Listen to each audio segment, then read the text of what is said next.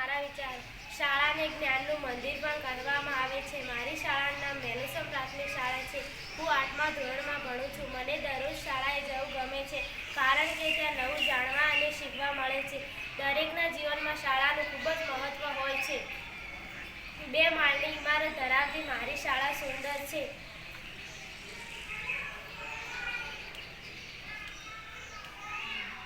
મારી શાળામાં ધોરણ 1 થી 8 સુધીના વર્ગો ચાલે છે. મારી શાળાના શિક્ષકો ખૂબ જ પ્રેમાળ છે.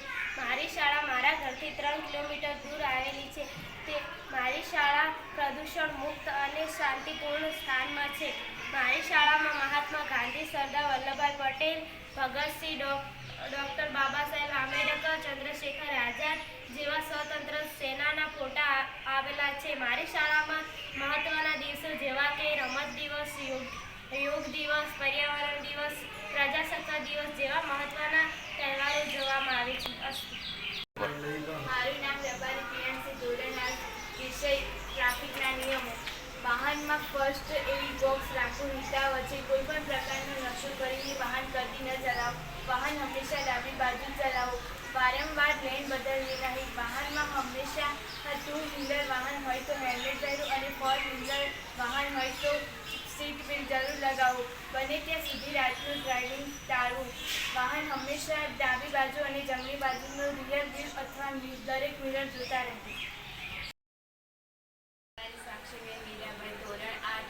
મારો વિષય ઇન્ટરનેટ અને ટેકનોલોજી. આશીર્વાદ કે આજનો યુગ એટલે કોમ્પ્યુટર અને ઇન્ટરનેટનો યુગ. માહિતી વિસ્ફોટના આ યુગમાં 20મી અને 21મી એટલે કોમ્પ્યુટર અને ઇન્ટરનેટ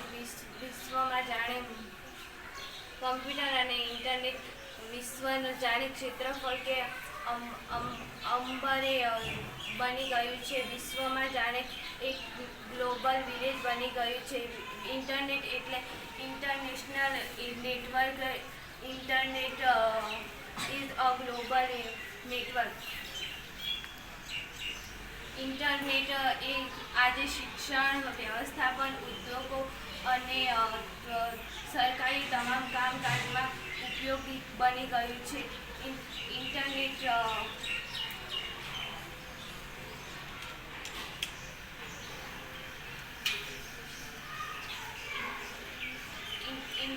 એટલે ઇન્ટરનેટ નેટવર્કોનું એક નેટવર્ક છે જે દુનિયાના લાખો કમ્પ્યુટરને શરૂ કરવાનું કામ કરે છે. મારા સપનાનું ભારત.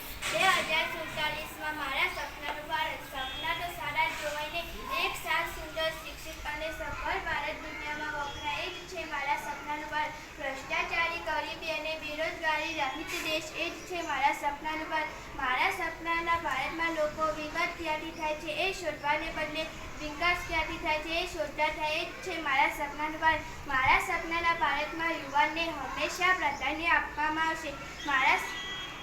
મારા સપનાના ભારતમાં ભક્તિવાદ કે ધર્મવાદ ના રાખતા અને બધાને સમાન હક પ્રાપ્ત થાય તેવા મારા સપનાના ભારતમાં ભક્તિવાદ કે ધર્મવાદ ભેદભાવ ન રાખતા અને બધાને સમાન હક પ્રાપ્ત થાય તેવા ભારતનું હું સપનું જોઉં છું. મારા સપનાના ભારત ગંદકી મુક્ત હશે.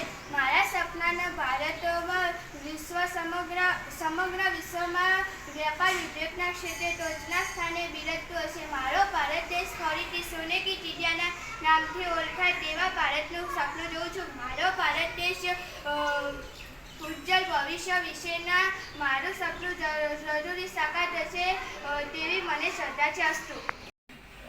મારું નામ પ્રજાપતિ રિદ્ધિ મંજીભાઈ છે, ધોરણ 6. મારો વિષય મને શું થવું ગમે. મને દેશનેતા થવું ગમે. આપણા દેશમાં લોકશાહી છે. લોકોએ ચૂંટેલા પ્રતિનિધિઓ દેશનું શાસન ચલાવે છે.